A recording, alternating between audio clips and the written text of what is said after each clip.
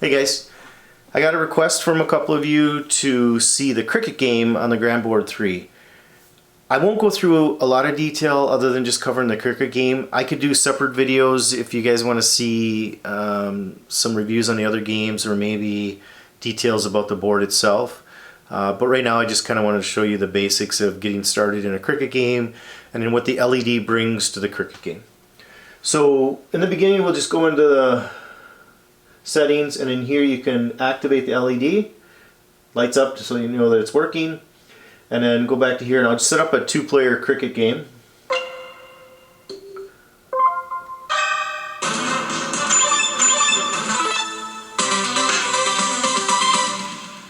Now right away you can see that the number segments are illuminated.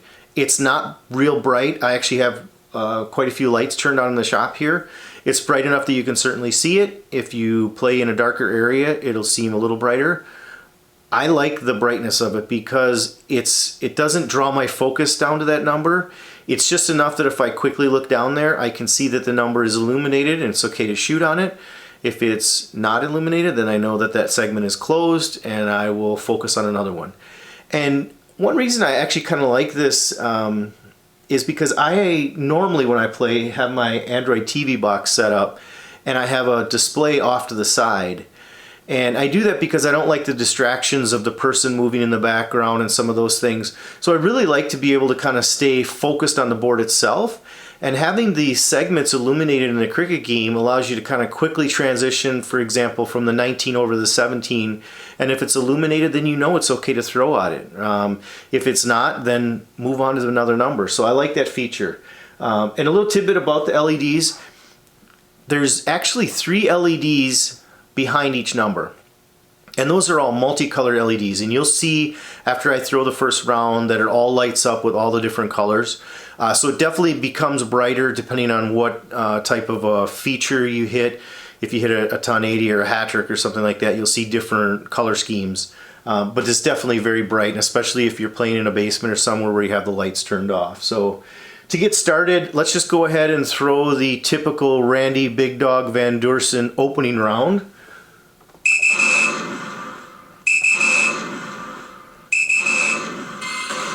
And now you can see the whole outside ring lights up with all the different colors. And I imagine Randy's going to see that an awful lot when he gets his Grandboard 3. I probably not so much. So one neat feature here, I think it's kind of neat that they took the time to think about this stuff, is that I'm on guest 1, which is red, and guest 2 is green. Now what will happen is when I hit the player change button, from the bottom of the board you're going to see it light up red up to about the middle, and then from the top to the 20 down you're going to see it transition to green. And it'll actually do that transition from each color. So if you add a 4-player game and you have the blue and the yellow players, it'll transition from one color to the other. Now one thing I didn't see in here is that each player actually has the same color here, meaning that kind of dim green. That's kind of one where I think maybe that color could change as well to match each one of them. And the great thing is those are the kind of things that Grand can do as the requests come in, because with this upgraded controller and the new apps that they can put out, they can control all of that, and of course any of the other add-on LEDs as well. So there's your red and then your green transition. So I think it's kind of a neat feature. Doesn't change your gameplay at all, but you know, if you got the LEDs, you might as well take advantage of them, right? So in this case, let's go ahead and close out to 20, and you'll notice that the light's going to go out. And I'm going to just go ahead and move on, hit a nice white horse to counter Randy's 1080 open on that. Again, all the lights.